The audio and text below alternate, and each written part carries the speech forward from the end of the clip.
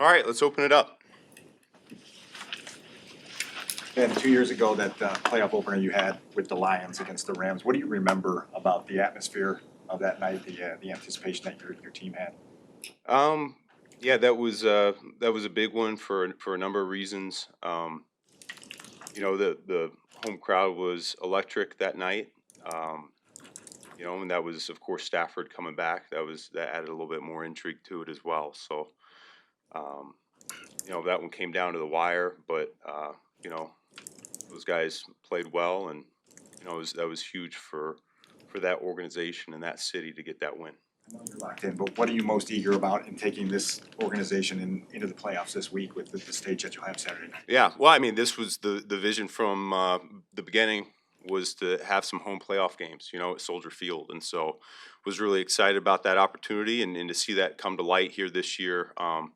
Big credit to our guys. I kind of talked about it a little bit yesterday. The fact that you win the division, that you're having home playoff games, that's huge. It's why we do what we do, and now we've earned this opportunity, and we got to make the most of it. And we've seen every win kick off with good, better, best in the locker room. What does that chant mean to you?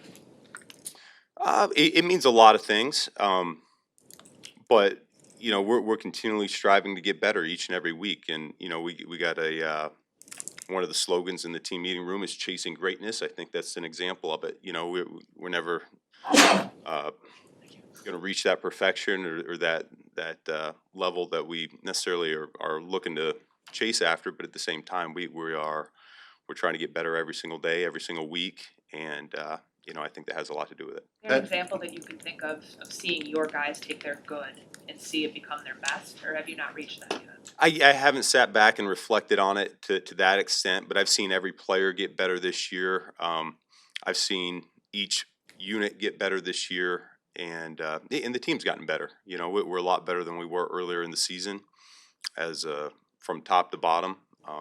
Certainly, the belief has been there, confidence has grown, and so I think we're at a really good spot here going into this week. And Ben, I think you had 7 guys catch 30 balls this year. What sort of challenge do you hope that presents for a team game planning against you, that it really could be a lot of different guys? Yeah. Hopefully we'll be able to use that to our advantage, because we got a lot of weapons. Ryan's done a fantastic job of bringing this offense together from a personnel standpoint. I think we're very strong up front. I think we've got a number of players on the perimeter in the backfield that can hurt teams, and so I think you probably look at us and you don't say, hey, we just want to take away this one particular player. You got to defend the entire field, and I think that's the way we really wanted it.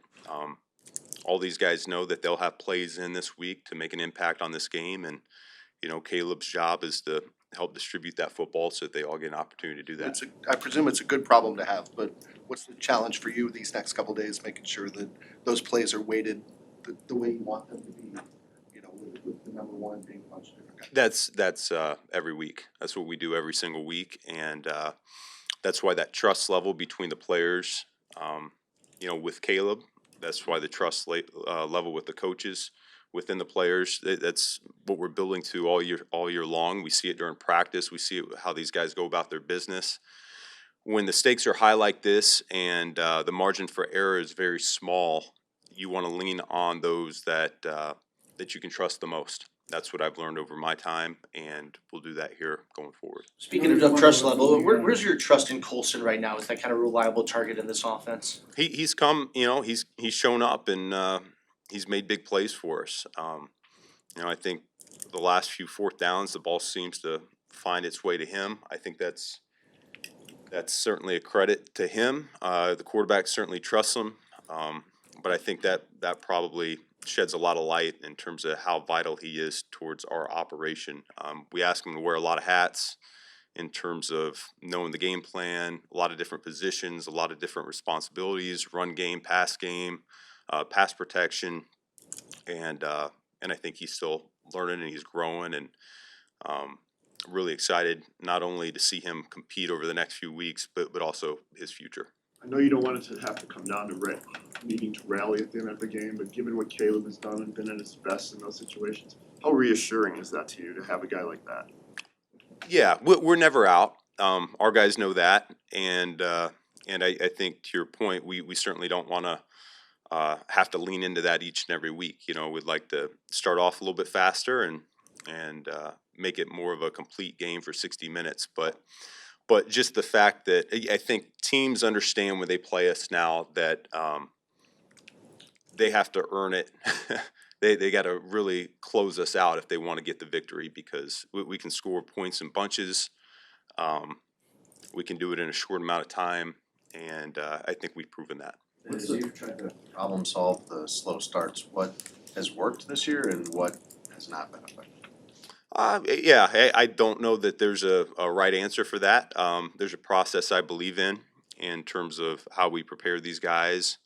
I think we got a lot of great professionals, and I think anytime you bring attention to something that they look to fix it, and that's what we're doing here this week. How have you dealt with the frustration of some of that when you designed these first 10 to 15 plays, however many it is, and drilled those over and over, and then it doesn't look right come game day? Yeah, I mean, I've kind of alluded to you before. Anytime we take the field on offense and we don't end up with points, then yeah, I'm disappointed. All of our guys are disappointed. So you find out what happened, what went wrong, and you look to make those corrections and put it past you. So that's how I deal with it. Ben, when with played in big games before, you talked about this yesterday, but it is totally different in an NFL postseason. What about his progress just indicates he's ready for this kind of stage? Yeah, I mean, he's a completely different quarterback than when we first took this job. I think back to the springtime and during camp at times, and some of the struggles that we were having as an offense in those moments. We've certainly moved past that, and so I'm encouraged for where he's at right now. I know he's really looking forward to this opportunity to go out there, and he's played some really good football here, particularly in the back half of the season for us, and we're going to need that. We're going to need him at his best. We're going to need all of our players at their best, and I'm hopeful we're going to get that.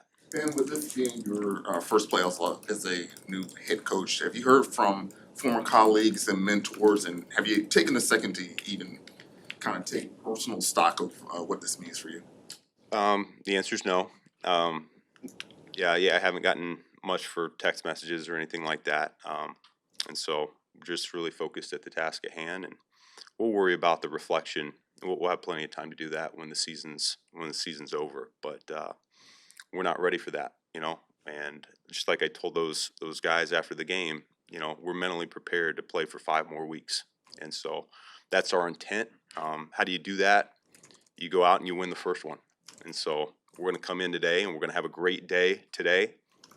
Meetings, walkthrough, short week, opponent that we know, and we're going to get ready for this one, and we're going to go all out for this game, and we'll worry about the future when that time comes, but now it's not the time to look back and reflect. So what has your personal schedule been like? Have you been home? Are you sleeping? Is this any different than it would be last week or the week before? No, it's I try to keep it as consistent as possible for my own sake and for the players. We've been through this schedule. We've had a 7-day window to get ready for games. We've had long weeks. We've had short weeks, and so this will be business as usual as far as we're concerned. And then for me, some nights I sleep better than others, but that's life in this league. And in the 2 games with Green Bay during December, you seem to be at your best offensively in the second half at their place. What did you see within that period of time that gave you some encouragement about the flow of the offense? Yeah, no, I think our guys are looking forward to this opportunity. We haven't put together a full 60 minutes, really on either side of the ball. I'd say all 3 phases. I don't think our special teams, particularly that first game, we were very pleased with our performance there either. So, we get another crack at these guys. It's a good crew. They're very talented. They're well coached, and we're just, like I said, we're really looking forward to an opportunity to go at them again and in front of our home crowd. These guys, you really have felt this city come alive over the course of the season. That's something that I'm grateful for. You know, I'm certainly not downtown a whole lot, but when I'm down there for game day, you know, night before the game, I certainly feel that vibe, and so keep a good thing going. Thank you. Thank you.